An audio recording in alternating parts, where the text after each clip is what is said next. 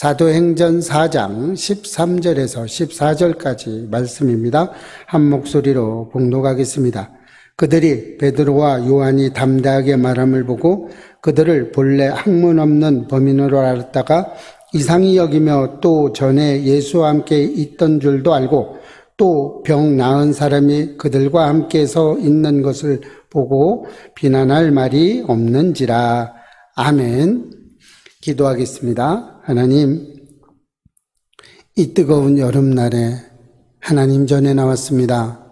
하나님, 이 저녁에 하나님을 만나러 왔다는 우리의 마음 가운데 간절함이 있습니다. 하나님이 함께 하시고 동행해 주셔서 우리의 마음을 하나님이 이끌어 주시고 위로해 주시고 함께 해 주시고 동행해 주셔서 오직 주님만 바라보는 우리의 삶이 되게 하여 주옵소서. 예배 가운데 하나님을 만나며 예배 가운데 우리의 갖가지의 질병과 갖가지의 문제가 해결되는 역사가 일어나게 하여 주시옵소서. 누가 왔든지 은혜 받게 하여 주셔서 하나님을 나의 주, 나의 구원자로 고백할 수 있도록 하나님 축복하시고 인도하시고 함께하여 주옵소서. 오늘도 예배 가운데 하나님의 그 크신 은혜를 바라볼 수 있기를 원하옵고 살아계신 예수님의 이름으로 기도합니다. 아멘. 할렐루야. 오늘의 삶이, 여러분의 삶이 더 복된 줄로 믿으시기 바랍니다. 우리 오늘 제목이 성령 충만함이에요. 성령 충만합시다예요. 우리가 성령 충만하면 누가 또 뛸까요? 악한 영도 같이 뜁니다. 여러분, 이것을 반드시 보셔야 돼요. 하나님을 보셔야 됩니다. 하나님을 바라보셔야 됩니다. 오늘 예수님께서 부활하시고요, 40일 동안 제자들에게 보이셨어요.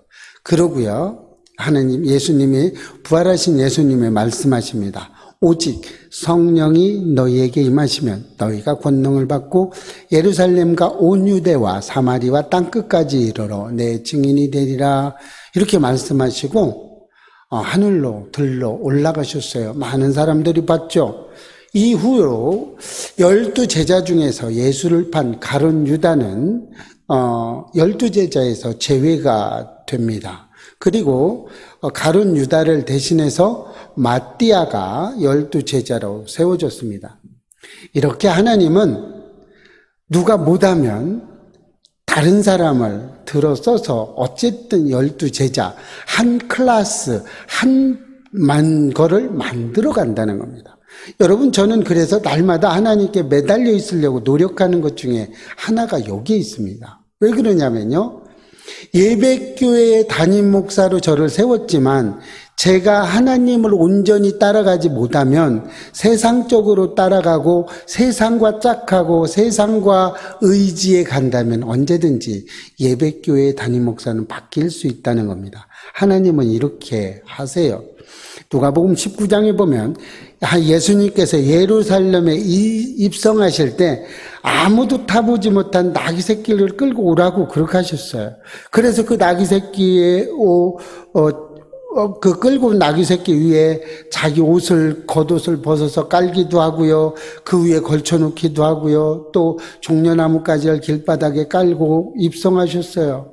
감난산 내리막길에 오실 때 무리가 큰 소리로 하나님을 찬양했습니다.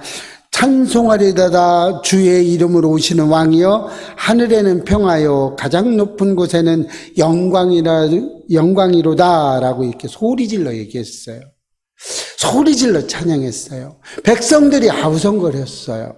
그랬더니 대제사장들이, 바리새인들이 불편했습니다. 그래서 그들에게 이야기하면 당신의 제자들 좀 조용히 시키세요.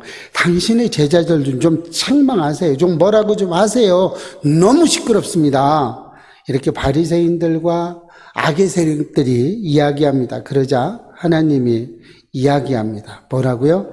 만일 이 사람들이 침묵하면 돌들이 소리를 지르리라고 하셨어요. 이런 하나님입니다. 무섭지 않으십니까? 여러분, 두렵죠. 이런 하나님이 우리와 함께 계시다는 거예요. 두려워하셔야 돼요. 이 하나님을 두려워하시대요. 우리가 악의 세력과 짝하게 되면요, 하나님은 언제든지 촛대를 옮기시는 분입니다. 여러분, 하나님과 동행하시겠어요? 악한 영들과 동행하시겠습니까? 예수님께서는 누구를 사용하시든 당신이 반드시 이루신다는 겁니다. 어떻게 그걸 알 수 있어요? 우리는 그 이스라엘 백성들이 망해가는 과정을 다 우리는 보고 있습니다. 어떻게요? 솔로몬 이후에 르호보암과 여호보암으로 나라가 갈리게 됩니다. 하나는 아들이고요, 하나는 백성들에 이끌고 있는 그런 사람이었어요. 그랬는데 아들은요, 2지파밖에 오지 않았어요. 나머지 10지파는요, 성전 건축과 그 했던 장관이 그쪽으로 가서 그쪽에 북이스라엘을 만들었습니다. 이렇게 만들어서 타락하는 북이스라엘을 어디를 들어서? 아수르를 들어서 멸망을 시켜버립니다. 아수르를 멸망시켰는데 아수르가 남유다까지 점령을 하려고 할 때 어떻게 했어요? 징계를 하시죠, 하나님이 아수르를. 왜요? 북이스라엘, 거기도 이스라엘이긴 하지만 좀 타락을 했지만 쓰였지만 멸망을 시킨 아수르를 바벨론에 의해서 패망을 하게 됩니다. 결국 남유다도 똑같은 실수를 범하게 되죠. 남유다가 또 범죄를 저지르기 시작하죠. 그러니까 어떻게 했어요? 바벨론을 통해서 어떻게 하면 남유다도 멸망을 하게 됩니다.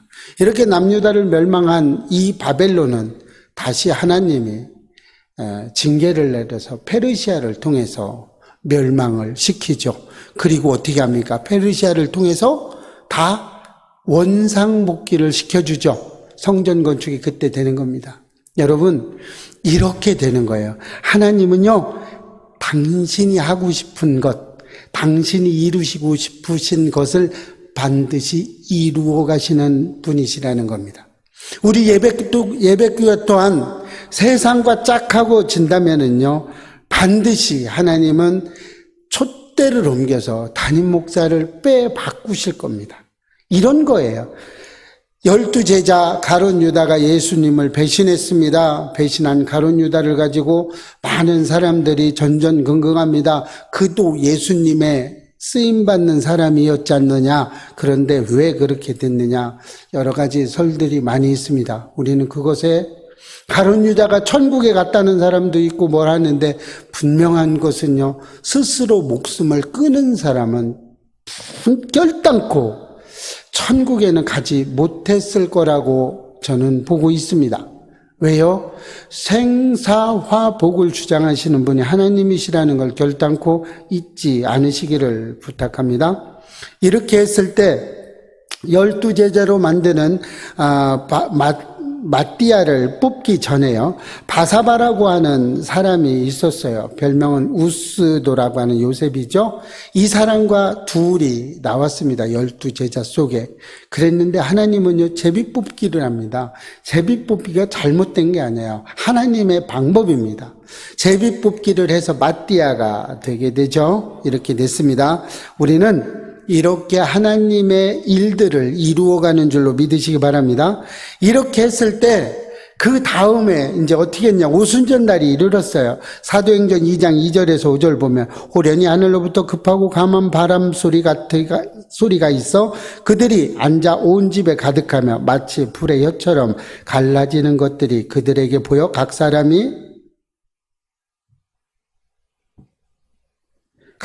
위에 하나씩 임하여 있더니 그들이 다 성령의 충만함을 받고 성령이 말하게 하심을 따라 다른 언어들로 말하기를 시작하니라고 했습니다. 이렇게 12제자를 뽑고 완벽한 12명이 됐을 때 하늘로부터 성령 충만함을 받게 됩니다. 여러분, 성령 충만함을 받아야 됩니다. 그래야 우리가 변할 수 있습니다. 12제자 하면 여러분 누가 생각나죠? 제일 첫 번째로 베드로가 생각이 나죠. 베드로와 요한은요, 온전하게 공부하지 않은 사람들이에요. 그랬는데 이 사람들이 이끌고 있어요. 어떻게 해요? 이 사람들의 직업은요, 어부였어요. 물고기 잡는 데는 선수지만 이 공부는 해본 적이 없는 사람들입니다. 이 시대에 공부를 제대로 하지 않았어요. 이런 사람들입니다. 이런 사람이 하나님께 붙들려서 하나님의 성령의 충만함을 받은 이후에 하나님의 사람으로 됩니다. 이들이 솔로몬 성전에서 하나님에 대해서 증거하고 하나님에 대해서 설교를 했을 때 3,000명이 회개를 했습니다. 아주 놀라운 기적이죠. 한 번 설교에 3,000명이 회심을 했다는 이야기입니다.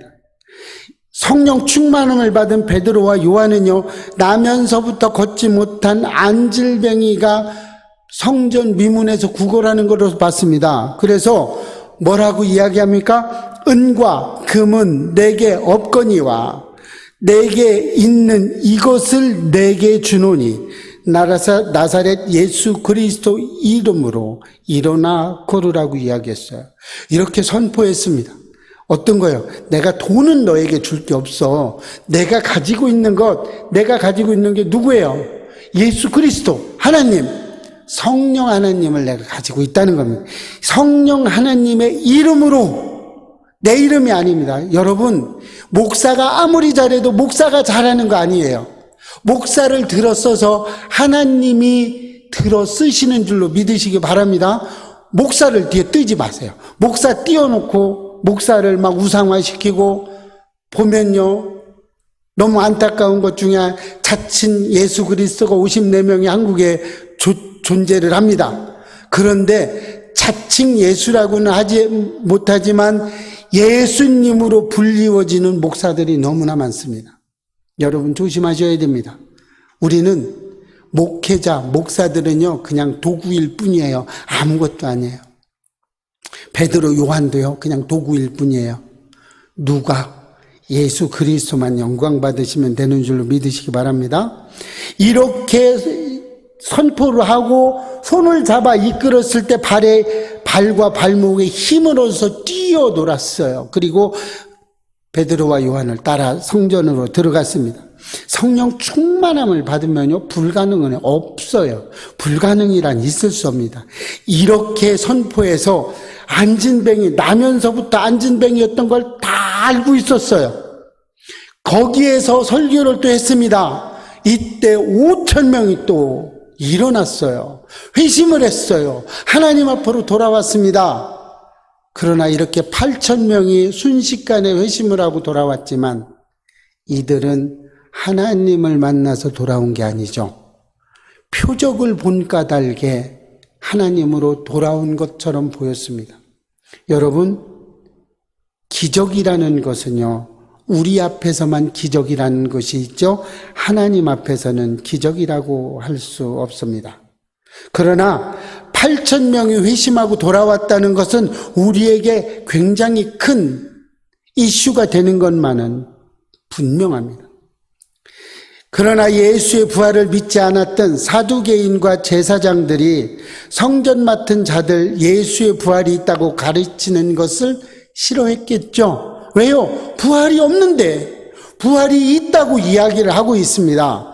부활했다고, 예수님이 부활하셨어요 라고 이야기했어요. 사두개인은 예수의 부활을 믿지 않습니다. 그러니 얼마나 싫었겠어요. 그러니까 대제사장들과 합의해서 둘을 어떻게 했어요? 체포했습니다. 체포해서 공회당 앞에 가운데다 세웠어요. 누가 있었는데 그 시대를 이끌어가고 있는 대제사장들, 안나스와 가야바, 요한, 알렉산더 등 아주 제사장들, 그 시대를 이끌어가는 많은 권력자들, 많은 돈 많은 사람들, 모든 물질을 소유하고 그 시대를 이끌어가는 그들 앞에 뚱뺑 돌아가며 둘러싸고 가운데다 세워놓고 이야기합니다. 여러분, 얼마나 두려웠겠어요. 베드로와 요한이 얼마나 두려웠겠어요. 여러분, 국회 장관들이나 이런 많은 권력자들, 우리 지금 세대를 한번 생각해 보십시오. 모든 권력자들이 다 모여있는 가운데서 그들이 싫어하는 말을 해야 될 때가 왔습니다. 어떻게 해요? 그들은요, 이들을 죽일 수도 있는 권리를 가지고 있는 사람들이에요. 예수님까지 십자가에 못 박은 사람들이 이들이에요. 이들 앞에 제자 2명이 지금 가운데 서 있습니다. 궁지에 몰렸죠. 그러고 거침없이 이야기를 합니다. 궁지에 몰린 그들이 거침없이 이야기하기 시작합니다. 어떻게 해요? 이야기하죠. 사도행전 4장 10절에서 12절 보면요, 아주 힘들어하고 있는 그 2 제자가 이야기를 합니다. 어떻게 해요? 너희와 모든 이스라엘 백성들은 알라. 너희가 십자가에 못 박고 하나님이 죽은 자 가운데서 살리신 나사렛 예수 그리스도의 이름으로 이 사람이 건강하게 되어 너희 앞에 섰느니라. 이 예수는 너희 건축자들의 버린 돌로서 집 모퉁이의 머릿돌이 되었느니라. 다른 이로서는 구원을 받을 수 없나니 천하 사람 중에 구원을 받을 만한 사람 다른 이름을 우리에게 주신 일이 없음이라 하였더라. 아주 거침없이 이야기를 했어요. 여러분 같으면 거침없이 이야기하시겠습니까? 여러분을 싫어하는 그곳에서 여보시오, 당신들 그렇게 하면 안 됩니다 라고 이야기할 수 있어요. 십자가에 못 박은 예수 그리스도 못 박아서 죽인 사람이 당신들입니다 라고 얘기할 수 있겠습니까? 여러분, 신천지에 가서 당신은 구원받지 못합니다 라고 이야기할 수 있습니까? 여러분, 많은 권력자들, 우리에게 많은 돈을 주는 사람 앞에서 가서 당신은 그렇게 하면 구원받지 못합니다라고 담대하게 이야기할 수 있습니까? 있으셔야 합니다. 오늘 베드로와 요한은 자기를 죽일 수 있는 권한을 가지고 있는 그 사람들 앞에서 담대하게 이야기합니다. 나 예수 그리스도 외에는 다른 이름이 없다. 구원받을 수 있는 사람은 다른 이름을 준 적이 없다. 당신들이 예수 그리스도를 못 박아 죽였다 이야기합니다. 사두개인들은 예수의 부활을 믿지도 않는 그들 앞에서 가뜩이나 눈밖에 났어요. 어떻게 하면 죽일 수 있을까라고 이야기하는 그들 앞에서 지금 여러분은 베드로와 요한처럼 담대하게 그들 앞에서 이야기할 수 있겠습니까? 라는 겁니다. 여러분을 쥐고 있는 많은 세상적인 것들 앞에서 여러분 담대하게 그것을 놓고 기도했을 때 담대하게 끊을 수 있겠습니까? 끊으셔야 됩니다. 예수 그리스도 구원에 이르는 열매와 반대되는 모든 것들은 담대하게 우리가 십자가에 못 박을 줄 아셔야 됩니다. 여러분, 구원받지 못하는 그들, 나를 유혹하는 그들에게 그러면 구원받을 수 없다고 담대하게 이야기할 수 있습니까? 있으셔야 됩니다. 며칠 전에 어떤 청년이 저에게 왔었습니다. 이야기를 했어요. 세상과 짝하는 이야기를 해서 분명하게 이야기해 줬습니다. 당신은 그렇게 하면 예수님 못 만나. 예수님 만나야 구원받을 수 있다라고 담대하게 이야기했어요. 그랬더니 저주를 하고 떠나더라고요. 네, 믿었습니다. 무엇이 구원인지도 모르고 하나님이, 예수님이, 성령님이 우리가 어떻게 해야 되는지도 알지 못하고 수요예배 때 말씀드렸던 내 자리에 내가 있어야 할 그 자리에 내가 있어야 되는데 세상과 짝함으로 그 자리에 없었어요. 그런데 하나님은 왜 나에게 이렇게 하십니까? 라고 원망과 저주를 할 수 있겠습니까? 여러분, 담대하게 구원에 이르지 못하는 길에 그러면 구원 못 받는다고 이야기할 수 있으셔야 됩니다. 이것이 복음이에요. 이것이 전도예요. 우리는 누구를 만났든지 예수 그리스도를 증거할 수 있으셔야 됩니다. 성령 충만만큼 더 중요한 게 어디 있습니까? 내 마음속에 예수 그리스도로 가득 찬 것보다 더 좋은 게 어디 있습니까? 이거보다 더 좋은 게 있으면 나와 보십시오. 말해 보세요. 돈이 예수 그리스도만 못합니까? 예수 그리스도만, 물질이, 권력이, 그 어떤 것이 예수 그리스도만 못하십니까? 여러분의 자존심이 예수 그리스도만 못하십니까? 예수 그리스도를 위해서 무릎을 꿇을 수 없습니까? 있으셔야 됩니다. 그래야 우리는 예수 그리스도를 나의 주, 나의 구원자로 고백할 수 있습니다. 예수님께서 승천하시면서 예루살렘을 떠나지 말고 내게서 들은 바 아버지께서 약속하신 것을 기다리라고 명령하셨어요. 기다리라. 명령형이에요. 명령형. 해도 되고 안 해도 되는 것이 아니에요. 해라랍니다. 해라. 여러분은 아버지께서 약속하신 것을 기다리십니까? 아니, 여러분이 한번 보세요. 여러분의 지금의 삶이 아버지가 약속하신 그것을 기다리고 있는 삶이십니까? 그래야 됩니다. 성령 충만으로 우리는 예수 그리스도, 나의 주, 나의 구원자를, 하나님을 기다릴 수 있으시기를 축복합니다. 자, 그렇다면 이것이 성령 충만이라면, 예수 그리스도가 내 가슴 속에, 내 마음 속에 가득 찬 것이 성령 충만이라면 어떻게 우리는 성령 충만을 받을 수 있을까요? 어떻게 해야 예수를 부인하지 않는 내 마음 속에 가득히 채워질 수 있는 성령 충만이 될 수 있을까요? 그렇게 하시려면, 성령 충만하시려면 하나님을 신뢰해야 합니다. 우리는 모든 일에서 하나님을 선하신 뜻과 섭리를 신뢰해야 합니다. 내게서 들은 바 아버지께서 약속하신 것을 기다릴 줄 알아야 된다는 것이죠. 이 말씀이 우리의 삶에 적용이 돼야 된다는 것입니다. 내가 내 자리에 있어야 된다는 겁니다. 내가 하나님이 원하는 그 자리에 있어야 된다는 것입니다. 신뢰라는 것은 아무것도 아닙니다. 그 사람이 원하는 것을 하는 것이 신뢰라는 것입니다. 여러분, 제가 원하는 대로 하시면 절대 안 됩니다. 하나님이 원하신 대로 하셔야 돼요. 담임 목사가 원하는 삶을 살면 절대 안 됩니다. 그러면 망하는 길로 가요. 예수 그리스도가 원하는 길로 가셔야 됩니다. 그것이 진짜 하나님을 기다리는 거예요. 내가 있는 그 자리에서 하나님을 기다리는 겁니다. 잘 모르겠으면 성경을 보세요. 이 성경에 뭐라고 하고 있는지를 보셔야 됩니다. 성격에서 하라고 하는 대로만 하면 됩니다. 우리 삶 자체가 하나님을 향한 삶이 되어야 됩니다. 하나님은 우리의 삶이 내가 원하는 삶을 살아라라는 거죠. 아버지께서 약속하신 것을 기다려라. 하나님이 약속하신 것을 기다려라. 우리의 삶이 그런 삶이 되어야 될 줄로 믿으시기를 축복합니다. 하나님께서는요, 아침 햇살에 반짝이는 이슬 한 방울에도 목적을 두고 계세요. 들풀 하나에도 하나님의 뜻이 있습니다.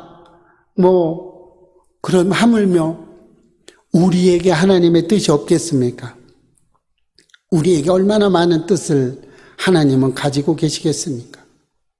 우리를 위해서 예수 그리스도 자기 아들을 손수 십자가에 못을 박으셨어요. 하나님이 내 자식의 손에다가 대못을 박으면서 얼마나 마음이 아프셨겠습니까? 누구를 위해서 그랬어요? 나를 위해서 그렇게 하셨어요. 나 때문에, 나를 위해서. 들풀도 하나님의 뜻대로 살아가는데, 들풀도 하나님이 먹이시는데 하물며 나는 어떻게 살아가라는 겁니까?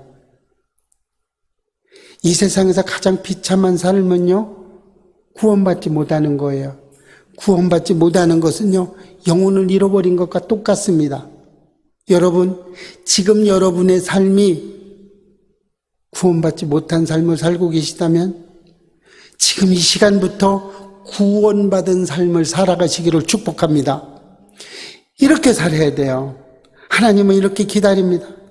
어떤 사람들은 좀 신령한 것, 여기저기 그 기도원에 가면 응답이 잘 된대, 어떤 예언 잘하는 그 어떤 선지자가 있대, 거기 찾아가요. 뭐 기도원, 어떤 해결해 준다는 사람 믿지 마세요. 그 사람들이 해주는 게 아닙니다. 유명한 기도원에서 고쳐주는 게 아닙니다. 하나님이 고쳐주세요. 예수 무당들이 너무나 많습니다. 왜요? 우리는 오늘 8,000명이 회심받은 게 뭐 때문에 그래요? 하나님을 받아들인 게 아니고 하나님을 받아들이고 내가 죄인으로소이다 고백한 것이 아니고 표적과 이적을 본 까닭으로 그들이 하나님 앞에 왔다는 겁니다. 안진뱅이가 일어났어요. 눈먼 봉사가 일어났어요. 죽은 자가 살아났어요. 이런 표적을 보고 하나님을 따랐어요. 여러분의 삶은 이런 표적을 보고 따르십니까? 아니면 진정으로 예수 그리스도 하나님이 나의 주, 나의 구원자라고 고백하시면서 따라가고 계십니까? 여러분 점검하셔야 됩니다. 예수 무당 따라다니지 마시고요. 그렇게 하는 사람 뭐라고 할 거 하나도 없어요. 나 자신도 그러고 있어요. 여러분 성공이나 모든 축복도 예정보다 너무 빨리 되면 안 돼요. 어느 정도의 이 훈련이 필요한 거예요. 여러분 밥을 해도요 뜸 들이는 시간이 있답니다. 저는 잘 몰라요. 그냥 있대요. 밥을 해도 뜸 들이는 시간이 있답니다. 아이를 뵈면요 10달 만에 나와야 돼요. 여러분 초등학생이 머리가 아무리 좋다고 나 결혼시켜주세요. 얼른 어른 되고 싶어요. 그게 말이 됩니까? 일정 시간이 돼야 돼요. 아이를 뵀으면 10달 만에 나와야 건강한 아이가 나올 수 있습니다. 밥을 할 때 뜸을 제대로 들여야 밥맛이 좋답니다. 여러분 지나이가 됐을 때 결혼을 해야 되는 겁니다. 이제 5살짜리가 결혼시켜달라 그러면 여러분 어쩝니까? 그 시간이라는 게 있어요. 그 시간을 우리는 기다릴 줄 알아야 됩니다. 그러기 위해서는 우리는요 열심히 하나님 앞에 붙어 있어야 되고요. 하나님의 말씀 하나하나, 이 성경의 말씀 하나하나를 신뢰하셔서 이 하나님이 나를 지켜주고 계시구나를 날마다 고백하셔야 됩니다. 이렇게 우리는 하나님 안에서 형통한 삶을 사셔야 되는 줄로 믿으시기 바랍니다.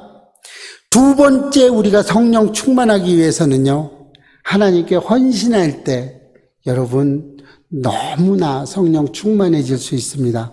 로마서 12장 1절 말씀을 보면요 너희 몸을 하나님이 기뻐하시는 거룩한 산 제물로 드리라고 이야기했어요. 자, 이것은요 하나님 앞에 항복해라, 너 자신을 드려라라는 얘기예요. 우리는 신앙생활 잘하는 것이요 아무것도 없어요. 내가 뭐를 잘하고요, 어떻게 잘하고요, 어떻게 이런 게 있는 게 아니에요. 하나님 앞에 하나님, 저는 아무것도 하나님 할 수 없어요. 하나님 아니면 제가 무엇을 할 수 있겠습니까?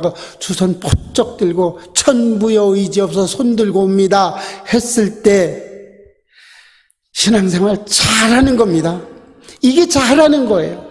여러분 헌신이라는 건 다른 게 아닙니다. 내가 헌금 많이 하고 내가 막 구제 많이 하고 이게 헌신이 아니에요. 헌신은요 나를 드리는 겁니다. 하나님이 기뻐하시는 거룩한 산 제물로 나를 드리는 거예요. 나를 드리는, 내가 제물이 돼서 가는 그 사람이 무엇이 좋겠습니까? 어떤 것이 있겠어요? 내 마음속에 무엇을 주장할 수 있겠어요? 제물이 무엇이라고 할 수 있겠습니까? 하나님은 토기장이시고요 나는 질그릇입니다. 하나님이 만들어가는 대로 만들어져야지, 질그릇이 이렇게 만들면 안 되죠, 이러시면 안 되죠 하나님, 이렇게 이야기할 수 있습니까? 없는 거예요. 하나님이 만드시는 대로 가는 겁니다. 우리 예배께 똑같습니다. 하나님의 뜻하는 대로 가야 됩니다. 한 명도 없어도 상관없습니다. 저는 지금도요 외국에서 또 국내 인터넷으로 보시는 분들 많이 있어요. 또 그분들도 없어도 또 저는 크게 낭망하지 않아요. 저는요 그분들의 힘이 있겠지만 저는 하나님을 바라봅니다. 저는요, 하나님 앞에 온전해지기를 소망해요. 세상 바라보지 않고요. 세상에서 어떻게 된 거 별로 관심 없습니다. 그냥 하나님 앞에 붙어 있으면 돼요. 하나님이 쓰시는 대로 살아가면 됩니다. 이것이 순종이죠. 이런 것을 우리가 순종한다라고 이야기합니다. 어떤 고난이 와도요, 어떤 아픔이 와도요, 우리가 순종해야 될 줄로 믿으시기 바랍니다. 우리에게 가장 중요한 것은요, 순종하는 거예요. 예배도 중요하고 뭐도 중요하고 다 형식적인 거 다 중요하죠. 그러나 토기장이가 그릇을 만들 때 그릇은 100% 순종합니다. 순종하는 거예요. 제물이요, 하나님 앞에 드려지는 제물이 어떤 말을 할 수 없어요. 그 다리는 자르지 마, 제물이 이렇게 얘기하지 않아요. 아유, 그 손은 좀 냅두지, 예쁜데, 이렇게 제물이 얘기하지 않아요. 100% 순종합니다. 자르면 잘리는 대로, 질것을 잘 옆으로 만들면 옆으로 만드는 대로 순종합니다. 사무엘상 15장 22절 말씀해 보면 순종이 제사보다 낫다라고 말씀하고 있어요. 우리는요, 순종할 때, 하나님의 말씀을 들을 때, 하나님 앞에 헌신할 때, 헌신이라는 단어를 잘못 오해해서 듣지 마시기 바랍니다. 헌신은요, 온전하게 나를 드리는 게 헌신입니다. 여러분 이렇게 되시기를 축복합니다. 여러분이 이렇게 되실 때 하나님이 우리를 향해서 원하는 것들이 너무나 많아요. 왜요? 그럼 하나님이 왜 헌신하라고 그래요? 헌신하기 위해서 어떻게 해야 돼요? 기도해야 되는 거예요. 헌신하기 위해서는 우리가 기도할 수밖에 없어요. 순종하기 위해서는 기도해야 됩니다. 헌신, 순종, 기도, 이렇게 해야 하나님이 원하는 삶을 살아갈 수 있습니다. 이렇게 해야 나를 산 제물로 하나님 앞에 드릴 수 있는 겁니다. 여러분 기도하셔야 됩니다. 기도하실 때 여러분의 질병, 나의 질병은 나음을 입을 수 있습니다. 기도할 때 우리의 삶이 형통하게 됩니다. 기도할 때 우리의 모든 문제가, 우리의 물고태임이, 내가 가지고 있는 장자의 축복이, 장수의 축복이 다 올 수 있는 것입니다. 여러분 기도하시기를 축복합니다. 기도하셔서 온전한 헌신을 이루시기를 축복해요. 그리고 기도해서 온전한 순종을 할 수 있기를 축복합니다. 여러분 담임 목사에게 순종할 필요 없어요. 저는 당연히 그렇게 이야기합니다. 하나님의 말씀에 순종하라는 겁니다. 담임 목사가 이야기하는 것들이 말씀과 위배되면요, 순종 안 하셔도 상관없습니다. 괜찮아요. 순종하지 않으셔도 됩니다. 하나님 앞에 책망받지 않습니다. 성경에 어긋난 순종은 순종이 아닙니다. 그것은 악의 쓰임을 받는 것입니다. 분명히 아십시오. 악의 쓰임을 받는 사람은 결단코 하늘나라의 천국에 들어갈 수 없음을 고백합니다. 여러분 하나님의 쓰임을 받으시기를 축복합니다. 그러기 위해서 온전하게 헌신하셔야 돼요. 헌신하셔야 됩니다. 이 삶이 우리 예배교회와 또 인터넷으로 들어오고 있는 온라인 성도님들 역시 되시기를 축복합니다. 마지막 세 번째, 성령 충만하기 위해서는요, 사랑과 나눔을 실천해야 됩니다. 헌신된 삶은요, 축복의 문을 여는 중요한 요소라고 좀 전에 앞서 말씀드렸습니다. 그런데 축복이 끊어지지 않고 계속 이어가려면요, 사랑과 나눔이 계속해서 이루어져야 된다는 거예요. 오늘날 많은 그리스도인들이 하나님을 신뢰하고 예수님을 영접하고 성령을 받았습니다. 그리고 순종함으로 성령 충만도 받았어요. 그랬는데 이것이, 이 복된 삶이 지속되지 않아요. 지속되지 않는다는 거예요. 어느 정도 어떤 때는 다 받았는데 어떤 때는 안 돼요. 왜 그럴까요? 이것은요, 간단합니다. 사랑과 나눔을 실천하지 않아서 그렇습니다. 헌신하고 순종하고 기도는 잘했는데 실천하지 않아요. 여러분, 현장에서의 삶과 이론적의 삶이 얼마나 다른지 아십니까? 많이 다릅니다. 여러분이 알고 있는 이 현장감 없는 암, 이것은요, 생존의 법칙에서 어긋나는 겁니다. 현장감이 없어요. 마태복음 5장 23절과 24절 말씀에 보면 예물을 제단에 드리려다가 거기서 내 형제에게 원망 들을 만한 일이 있는 것이 생각나거든. 예물을 제단 앞에 두고 먼저 가서 형제와 화목하고 그 후에 와서 예물을 드리라. 이렇게 이야기하고 있어요. 여러분, 현장의 생활입니다. 어떤 거예요? 내가 예물을 드리려고 했어요. 그랬는데 누구하고 내가 약간 불편한 감정이 있었어요. 그러면 그냥 드리는 것이 아니고 놓고 가서 화해를 하고 와서 드려라는 거예요. 이것이 현장입니다. 여러분, 전쟁을 잘하는 사람들이 있습니다. 그런데요, 전쟁에 능한 사람들이 있어요. 이런 사람들은요, 앉아서 책상 앞에서 이렇게 한 사람들하고 다릅니다. 완전히 달라요. 여러분, 조직폭력 세계를 좀 아십니까? 싸움을 잘하는 사람은요, 현장 경험이 많은 사람이, 많이 싸워본 사람이 싸움을 잘합니다. 운동을 잘하는 사람이 싸움을 잘하지 않아요. 현장감이 있어야 됩니다. 왜? 여러분들의 현장에서 사탄 마귀와 대립을 하고 계십니까? 싸워보셨습니까? 어떻게 싸워보셨어요?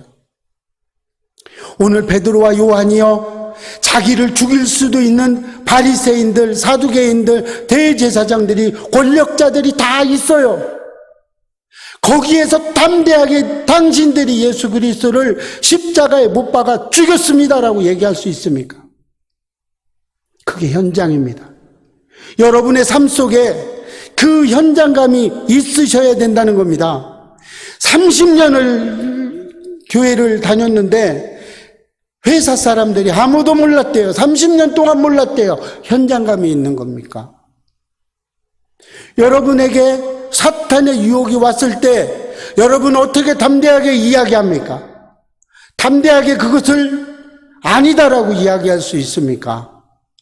그렇다면 현장감이 있는 겁니다. 나누어야 돼요. 사랑하고 나누어야 됩니다. 이것이 없으면 아무것도 안 되는 거예요. 여러분, 성령 충만하면요, 남들을 욕하기에 앞서서 내가 하나님을 먼저 쳐다보는 겁니다. 우리 그리스도인들은요, 인색한 사람, 각박한 사람, 용서가 없는 사람, 자기만 하는 사람, 이기적인 그런 사람이 돼서는 절대 안 돼요. 우리는요, 세상 사람들에게 본을 보여야 되는 사람들입니다. 우리가 내 것만을 가지고 있는 것이 아니고 내 것을 나눠줄 수도 있는 사람이어야 돼요. 사랑할 수 있는 사람이어야 돼요. 고린도전서 12장 7절 말씀을 보면 각 사람에게 성령을 나타내심은 유익하게 하려고 하심이라. 자, 유익하게, 누구를? 하나님을 유익하게 하라는 거예요. 그리스도가 나타나심은 하나님을 유익하게 하라는 겁니다. 여러분의 삶이 하나님을 유익하게 하고 있습니까? 여러분 어느 곳에 있든지, 여러분을 핍박하는 사람이든지, 여러분에게 문제를 일으키는 사람이든지, 그 사람 앞에서 담대하게 당신은 그렇게 하면 안 됩니다, 예수를 핍박하지 마세요 라고 이야기할 수 있습니까? 제가 외국에 있을 때 어떤 목사님이 이야기했습니다. 당신 정부는 더 이상 기독교를 핍박하지 마십시오.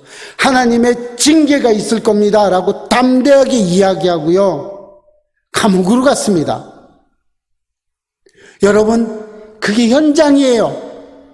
그게 현실감입니다. 여러분은 현장에서 얼마만큼 예수 그리스도를 유익하게 하고 계십니까? 여러분은 현장에서, 삶의 현장에서, 가정의 현장에서, 공동체의 현장에서 얼마만큼 예수 그리스도에게 유익을 주려고 하십니까?